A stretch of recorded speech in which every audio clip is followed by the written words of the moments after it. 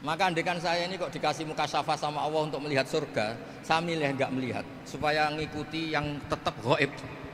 Nanti kalau saya melihat langsung kemudian iman, kata Allah, akeh tunggali aku iman mau melihat itu. Saya ini termasuk kiai yang sudah diundang. Ini termasuk Pak MPR, enggak boleh ngundang saya. Pak Nusron apalagi enggak boleh. Itu kalau di kampung sama saya hormat, kalau di sini kok kayak menteri gitu. Menteri betul tapi.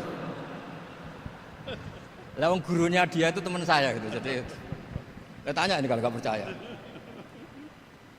Makanya kalau sama saya beliau cium tangan, saya sebetulnya ya nggak siap dicium tangan menteri itu nggak siap. Apalagi dihormati Pak Nazar nggak siap lah. Nanti dikira minta haji malah repot.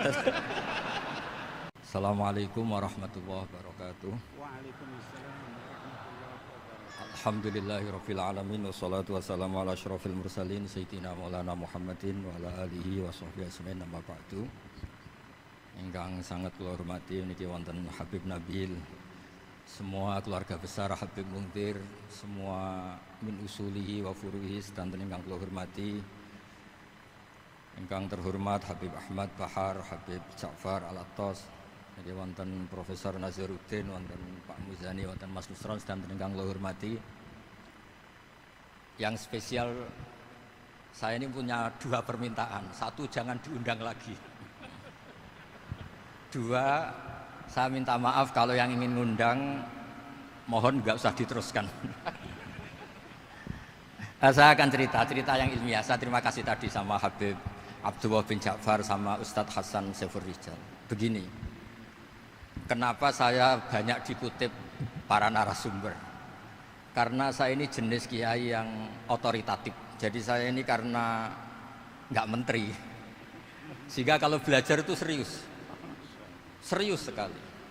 Ya alhamdulillah ini ada Pak Muzani, orang yang bisa ngelantik seseorang jadi presiden.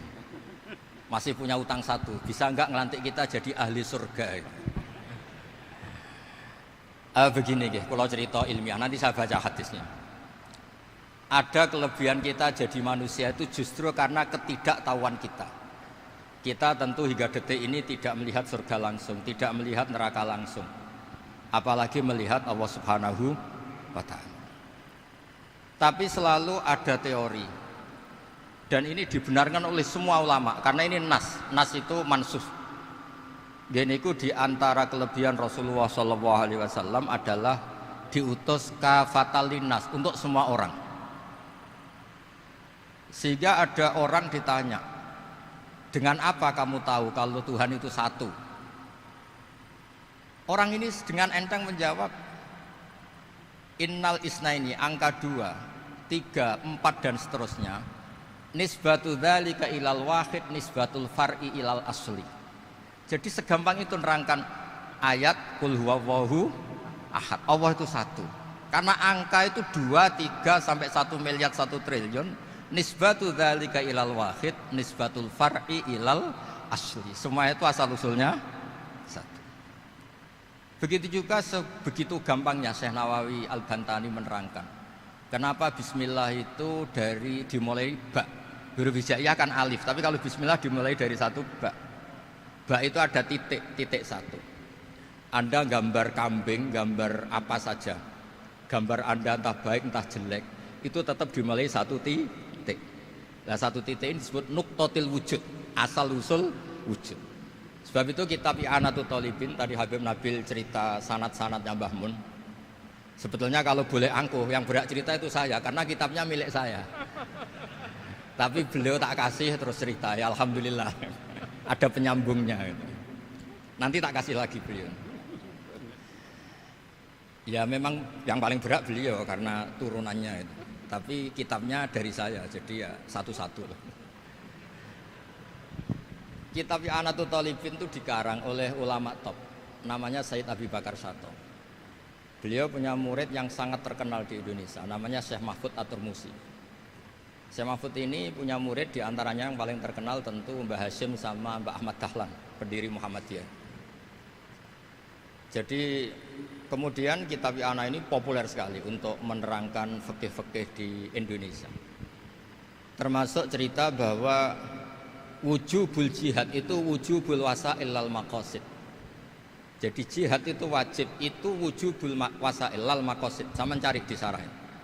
Sekiranya dakwah itu bisa tidak dengan jihad, dengan pengajian kayak Majelis Rasulullah, kayak Majelis Nurul Mustafa, kayak kiai-kiai kampung, itu sudah cukup karena sudah isolul maksud, orang sudah menjadi kenal Allah Subhanahu wa taala.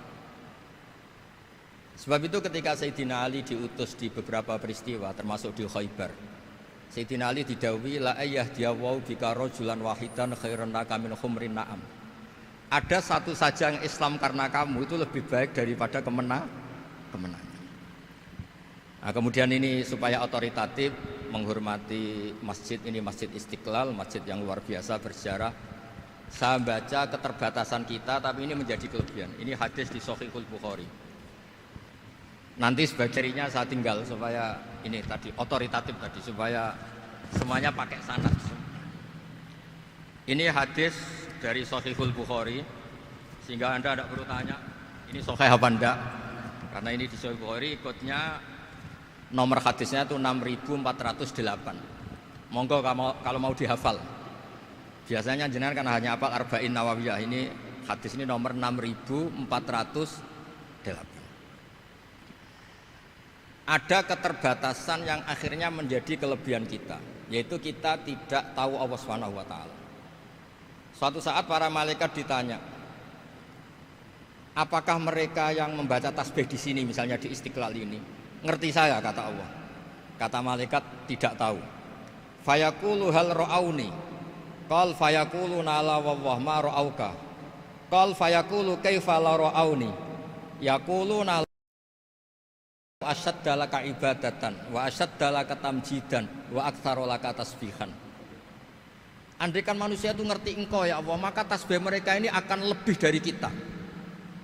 Saya beri contoh, ini terutama untuk dzurriyyah Rasulullah SAW. Nabi itu manusia, basar, tapi lakal basar. Nabi ketika muji Allah Subhanahu wa taala ini supaya kalau sholat jenengan hayati. Misalnya pertama muji begini. Lakal hamdu mil'us samawati wa mil'ul ardi. Kebanyakan di Jawa memang baca pakai rofaknya mil'u.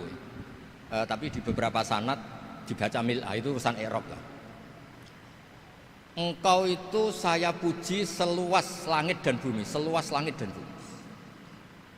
Seluas langit dan bumi itu enggak keren. Karena langit ini tetap mahsurah, as-samawat ini apapun luasnya langit itu tetap terbatas. Bumi apapun luasnya juga terbatas. Apa yang diteruskan oleh Rasulullah SAW? Wa mil'u ma syi'ta min syai'im ba'd. Dan pujian saya ini ya Allah sesuai kehendakmu, sejumlah kehendakmu. Karena ini yang tidak terbatas. Begitu juga ketika Nabi dengan keterbatasan sebagai manusia, bukan sebagai habibullah, atas nama manusia. Nabi itu punya dua sisi, kadang sebagai basar, kadang sebagai habibullah. Dan sama-sama penting untuk mengawal Islam ini. Saya ulang lagi, sama-sama penting untuk mengawal Islam ini. Ketika Nabi sebagai basar ngendikan begini, la nuhsi Allahumma lakal hamdu hamda yuwafi ni'amaka, misalnya pakai mukhatab, wa yukafi umazidak.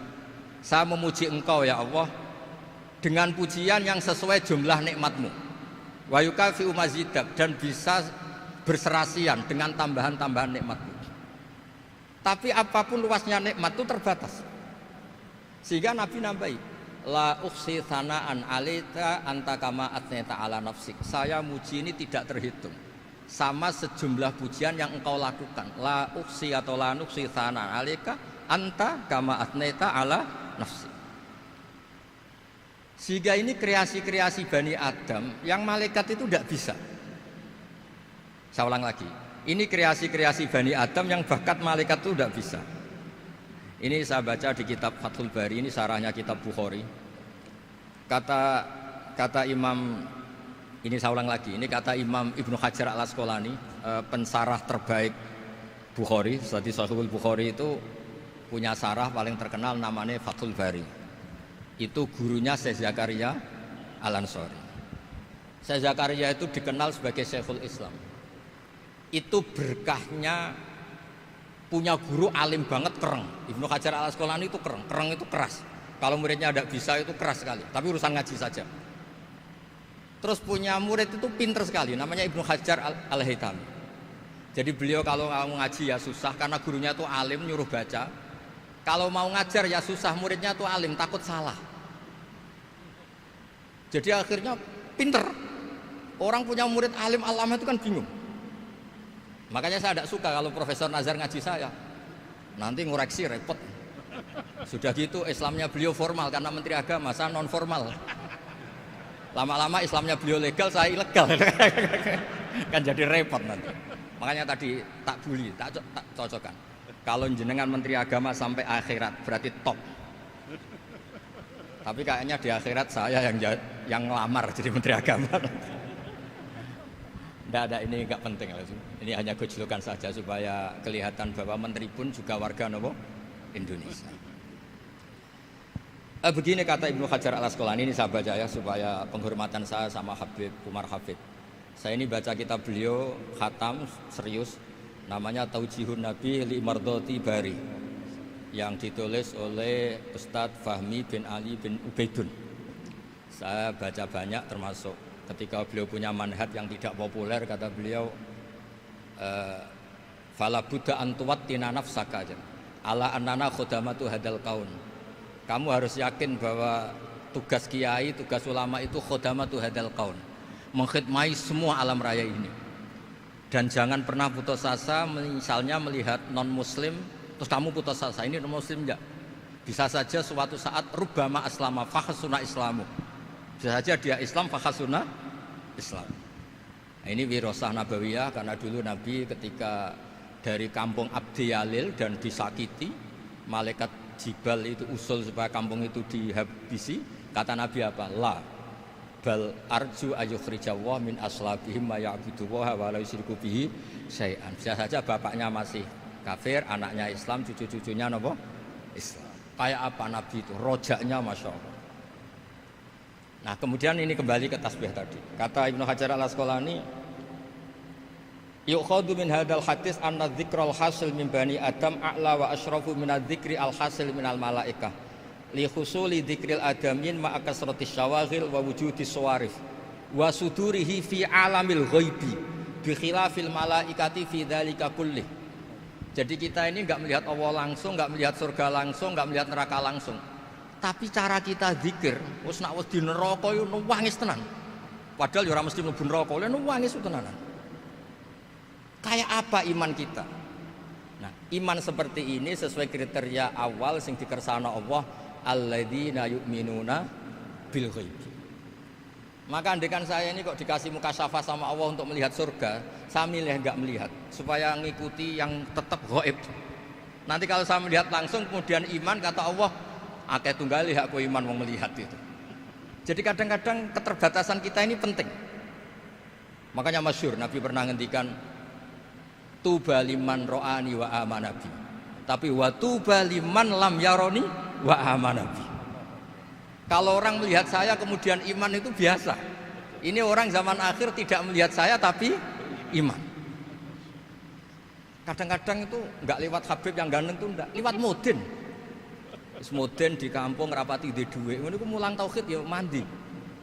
Islam itu digawa Habib ya mandi, digawa menteri ya mandi, digawa mudin ya mandi.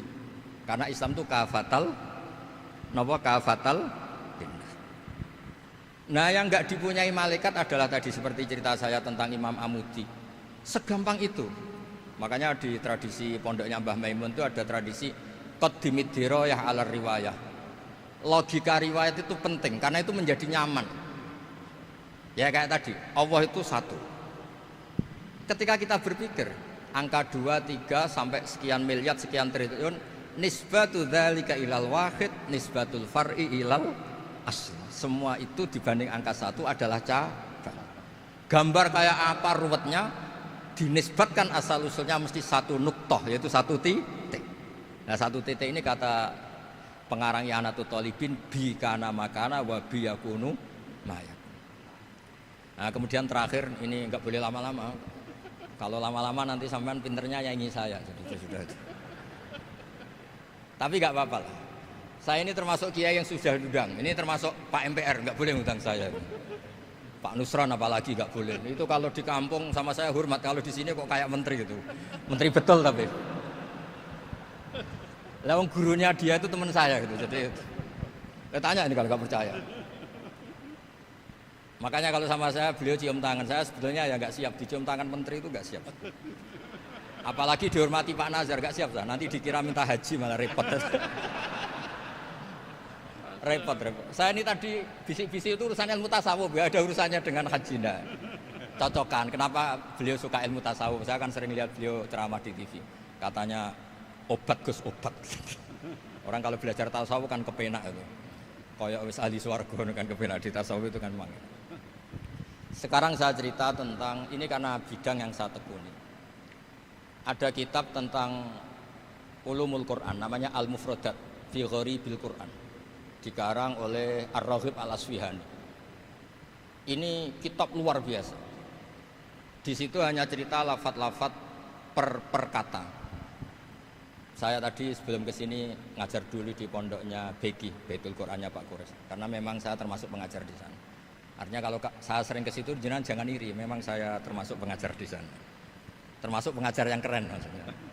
Keren itu artinya pakai referensi, bukan asal. Begini kata kitab itu. Rasulullah SAW itu kan punya nama Muhammad, orang yang banyak sikapnya atau semua sikapnya terpuji. Termasuk ketika sebagai manusia, sama lagi termasuk ketika sebagai apa? Manusia. Sebagai manusia aja Nabi gak pernah salah. Begini kata kitab itu. Nabi-nabi yang keren-keren itu sama lihat di Ahaditsus Syafa'ah itu masih egois. Ketika ada haulul mauqif, ada prahara mauqif, itu semua nabi bilang nafsi, nafsi, nafsi, nafsi. Ketika dimintai syafaat bilang nafsi, nafsi. Tapi Rasulullah SAW itu beliau ngendikan ummati, ummati. Dan beliau ketika dimintai syafaat kata beliau sudah analah, saya bisa memberi syafaat. Kata beliau, fa akhirru lillahi ta'ala sajidan fa yaqulu li ya Muhammad irfa' ra'sak wasal tu'tah wasfa'tu syaffa'. Kayak apa hebatnya Rasulullah SAW? Umumnya para nabi melihat akhirat itu sudah akhir dari semua amal. Itu menurut Nabi Muhammad gak keren. Allah itu gak bisa didikte akhirat. Allah itu Tuhan, tetap yaf'alu ma yasha. Jadi gak bisa misalnya sudah akhirat orang nyuwun sewu terus tanya, ya Rasulullah ini sudah akhirat kok jenengan sujud bareng ini gimana? Ini sudah nggak darul amal tapi ini darul jaza, tidak bisa. Akhirat nggak bisa dibatasi. Karena akhirat nggak bisa membatasi Allah, Nabi tetap dengan rileksnya minta sama Allah. Fa ahmaduhu bima hamida 'allamani ya rabbi. Kemudian saat itu saya muji-muji Allah dengan pujian yang luar biasa. Terus kata kitab itu, fa Muhammadun Ahmadu min ghairihi. Makanya beliau punya nama Ahmad. Ahmad itu afal tafdil, bukan fi'il mudhari' waqi' mutakallim. Ini pernah madrasah dulu di Kutsian. Tamat. Alhamdulillah. Beliau kalau di rumah hormatnya enggak kayak tadi, lebih dari itu. Tadi di sini pejabat terus. Sembrono ya di sini itu kenapa itu. Ya tapi enggak apa-apa itu. Tadi sudah dipuji, akhlaknya baik, apa-apa baik, alhamdulillah. Fa Muhammadun Ahmadu min ghairihi. Ketika para nabi gak bisa muji Allah di mahsyar, bahkan mereka itu nyuwun sewu egois, hanya mikir diri sendiri, nafsi-nafsi. Rasulullah Muhammad ini punya nyali untuk muji Allah dan tetap mengajukan permohonan apa? Disebut fa Muhammadun Ahmadu min ghairihi. Sampeyan lihat di Bukhari, di Muslim.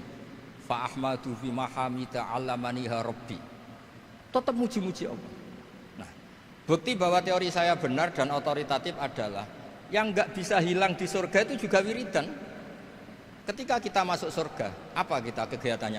Da'wahum fiha subhanakallahumma wa tahiyyatuhum fiha salam wa akhiru da'wahum alhamdulillahi rabbil alamin.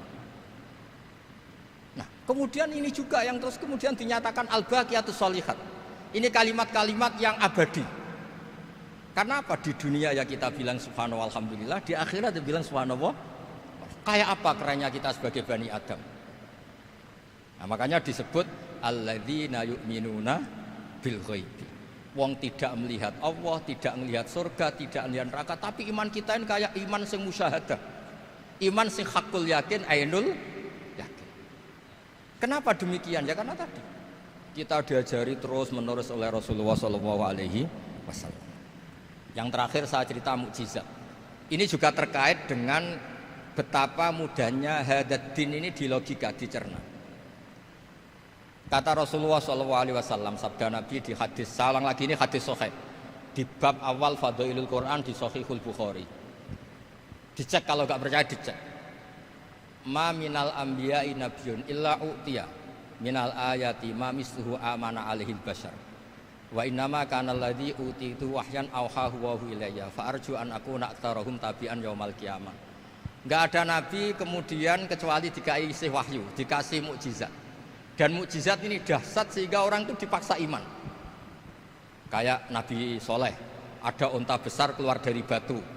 Nabi Musa punya tongkat dipukulkan ke Laut Merah langsung menyibak jadi daratan.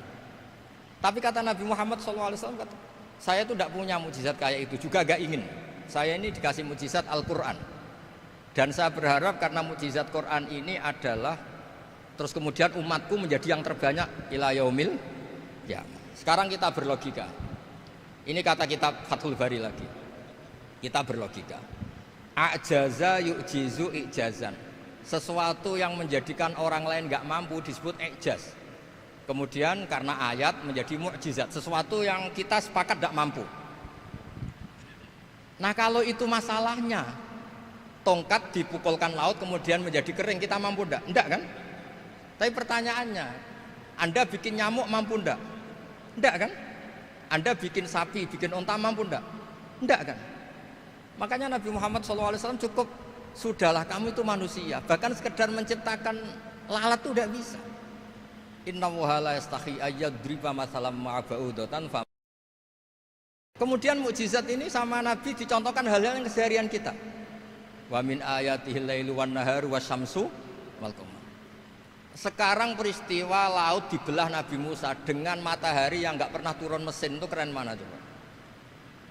Keren matahari yang nggak pernah turun mesin. Terus kata Ibnu Hajar al Asqalani, li'annal mu'jizat al-madiyah kanat khisyatan tusyahadu bil absor kana qati soleh wa asa Musa wa mu'jizatul Quran tusyahadu bil basirah fakana man yattabi'uhu atau yatba'uhu li ajliha aksar fa innal ladzi yusyahadu bil absor yang qaridu bingkiradi musyahidihi wal ladzi yusyahadu bil basirah bakin. Ya saya ulang lagi, bakin. Ya, bagian terus disaksikan orang sing ja'a badal awali mustamirron. Begini logikanya. Mukjizat kayak nakoti Soleh atau Aso Musa yang terkenal. Saya andaikan jadi umatnya Nabi Musa terus dikasih tongkat itu, terus bisa apa coba? Ketika kita punya utang disuruh nyaur ya nggak bisa dipakai jaminan kan. Sudah gitu orang tanya ini asli apa enggak? Kalau asli buktikan, kan ya repot. Tapi kalau kita jadi umatnya Rasulullah SAW ditunggoni Quran, punya banyak masalah resepnya sabar. Kalau nggak bisa sabar ya nyari kiai-kiai tukang ijazah anak menodongannya mandi. Karena orang mensifati Allah itu macam-macam. Makanya saya pastikan nggak ada agama yang mengajarkan rasional kayak agama apa? Islam. Makanya liqaumi yaqilun liqaumi yatafakkar. Coba misalnya nyamuk. Kamu bikin nyamuk tidak bisa kan? Nyamuk punya organ tubuh kecil, organ tubuhnya punya urat. Kamu mikirnya kayak apa? Sekedar bikin patungnya saja tidak bisa, apalagi bikin nyamuk. Jadi untuk mengakui kudrohnya Allah yang tidak terbatas dan kita lemah, itu tidak usah nunggu peristiwa kayak terbelahnya laut. Cukup wa ma min dabbatin fil ardi wala ta'ir yatiru bi janahihi illa umamun amsalukum inna fi khalqis samawati wal ardi wakhtilafil laili wan nahar, seterusnya la ayatil liqaumi yaqil. Nah, gara-gara pola yang diajarkan Nabi itu ila yaumil qiyamah orang tetap Islam karena nyaman dengan kepastian mukjizat ini baqiyah ila yaumil qiyamah. Itu kayak apa baiknya Nabi. Makanya saya suka tadi burda yang dibaca. Ada ulama kayak Muhammad bin Said Al-Busiri yang ngarang burda. Itu kalau berpikir itu sederhana. Ngeten lho Gusti, malah nerangno pangeran. Lama da'awa da'ina li ta'ati bi akramir rusli kuna akramal umami. Ngeten lho Gusti, karena Rasul Muhammad itu terbaik, ya logikanya umatnya juga terbaik. Jadi lama da'awa da'ina li ta'atihi bi akramir rusli mesti kuna akramal umam. Jadi Burda ini saking manjanya sama Allah sampai bilang gini, wala yadhiqa Rasulullah jahuka biidal karimu tajalla bismimun takim.